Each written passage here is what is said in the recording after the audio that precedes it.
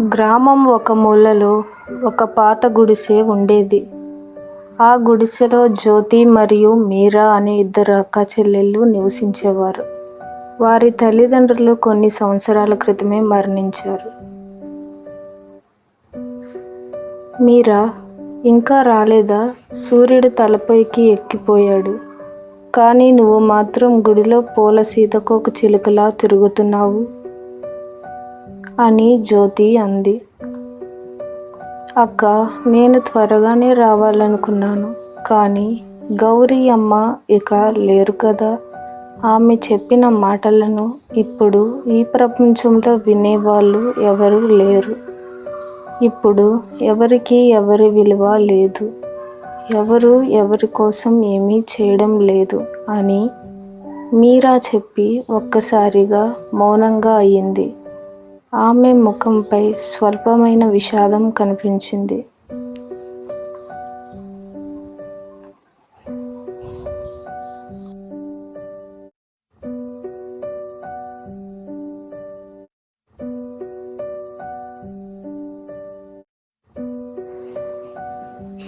అక్క, అమ్మ ఈ చీర కట్టుకునేటప్పుడు కదా మనల్ని చూసి నవ్వుతూ ఇలా చెప్పేది, మీరిద్దరూ ఎప్పుడూ ఒకరికొకరు తోడుగా ఉండాలి, ఒకరికి ఒకరు ఆధారంగా నిలవాలి, నేను నీకు నువ్వు నాకు ఎప్పుడూ అండగా ఉండాలి అని.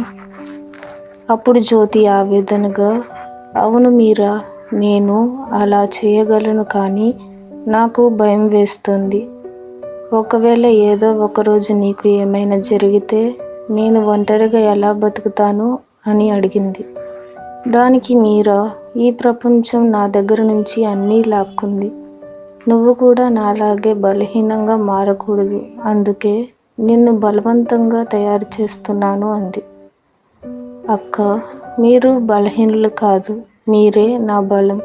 మీరు నా చెయ్యి పట్టుకుని ఉంటే నాకు ఏ భయమూ ఉండదు అని మీరా ప్రేమగా చెప్పింది. అంతలో గ్రామంలోని దారిపై ముగ్గురు వ్యక్తులు వారి గుడిసె వైపు వస్తున్నారు. వారు ధర్మపాల్, భీమ్లా మరియు వారి కుమారుడు కమల్. వాళ్ళు నెమ్మదిగా గుడిసె దగ్గరకు చేరుకున్నారు. ధర్మపాల్ మాట్లాడుతూ, అమ్మా జ్యోతి, మీకు డబ్బు అవసరం కాబట్టి భూమిని మాకు అమ్మండి, మేము కొంటాము. ఆ డబ్బుతో మీరు బ్రతకండి అని ధర్మపాల్ అంటాడు. వారి మాటలు విన్న వెంటనే జ్యోతి కళ్ళల్లో కోపం మెరుపులా మెరిసింది. మాకు ఎవరి అవసరమూ లేదు.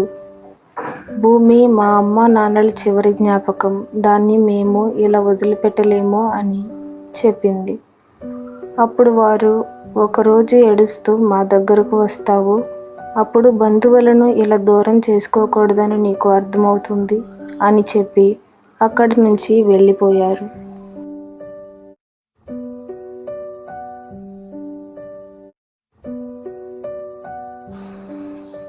వారు వెళ్ళిపోయిన తర్వాత జ్యోతి మీరా వైపు తిరిగి, నేను బ్రతికి ఉన్నంత వరకు మా భూమిని ఎవరూ తాకలేరు, నీకు కూడా ఏమీ జరగనివ్వను అని ధైర్యంగా చెప్పింది.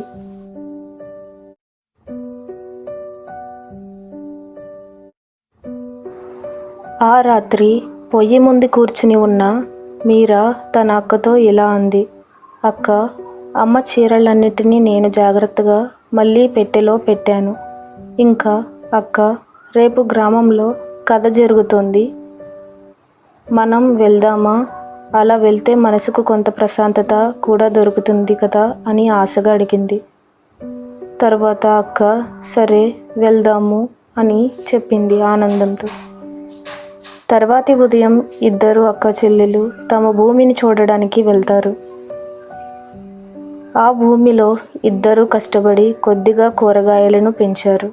అక్క, అమ్మ నాన్న వెళ్ళిపోయిన తర్వాత మనం ఈ భూమిని అమ్మకుండా ఉండడం మంచిదైంది కదా. దీనిని అమ్మేస్తే మనం కొద్ది రోజులే జీవనం సాగించగలం. ఆ తర్వాత ఏమవుతుంది? కానీ ఏమిటి అక్క, నాకు కుట్టి పని చేయడం తెలుసు. ఆ పని చేసి ఇంటి ఖర్చులను నేను చూసుకుంటాను, మీరు ఇంటిని చూసుకుంటే చాలు. ఇద్దరు కొంత సమయం తమ పొలంలో తర్వాత ఎవరి పనుల్లో వారు నిఘ్నమవుతారు. రాత్రి ఇద్దరు నిద్రపోవడానికి వెళ్ళినప్పుడు తమ కష్టాలతో నిండిన జీవితాన్ని గురించి మాట్లాడుకుంటారు. ఈ భూమిని ఎలాంటి పరిస్థితుల్లోనైనా కాపాడాలి, ఇదే కదా అమ్మా నాన్నల జ్ఞాపకం. జ్యోతి చాలా ధైర్యవంతురాలు. ఆమె ఎవరి సహాయం తీసుకునే వ్యక్తి కాదు. ఇలా వారు ఆ రాత్రి కష్టసుఖాలను గురించి మాట్లాడుతూ సాగిస్తారు.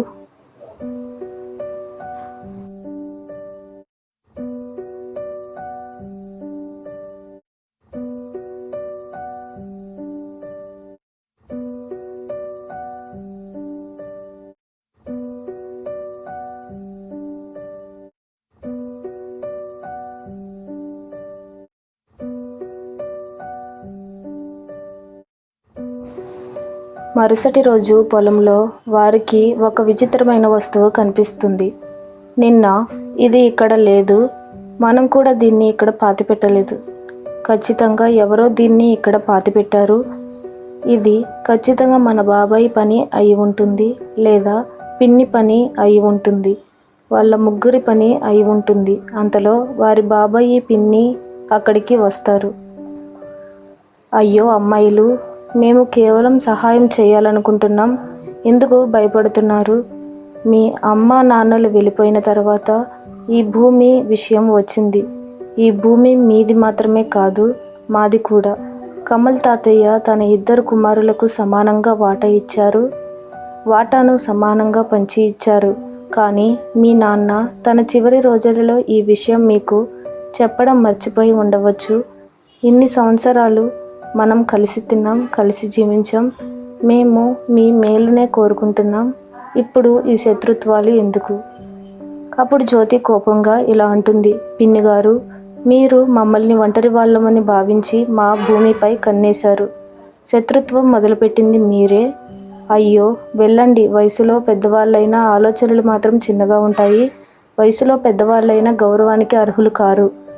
మీరా, నువ్వు ఏమీ మాట్లాడకు. మరియు అవును, ఇక నుంచి మీరు మా పొలం దగ్గరకు వస్తే చూస్తాం.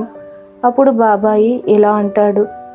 ఆ భూమికి సంబంధించిన ప్రభుత్వ పత్రాలు వచ్చినప్పుడు చూస్తావు. వాటిలో మీ పేరు ఉండకపోతే ఆ భూమి ఎవరిదో నీకే అర్థమవుతుంది. ఇలా కొద్దిసేపు వారి వివాదం కొనసాగుతుంది. ఇంతకీ ఆ పొలం ఎవరిదో, ఇద్దరికీ సరిసమానంగా పొలాలు ఉన్నాయో లేదో తెలుసుకోవాలంటే నెక్స్ట్ పార్ట్ని చూడండి. అలాగే ఛానల్ని సబ్స్క్రైబ్ చేసుకోండి.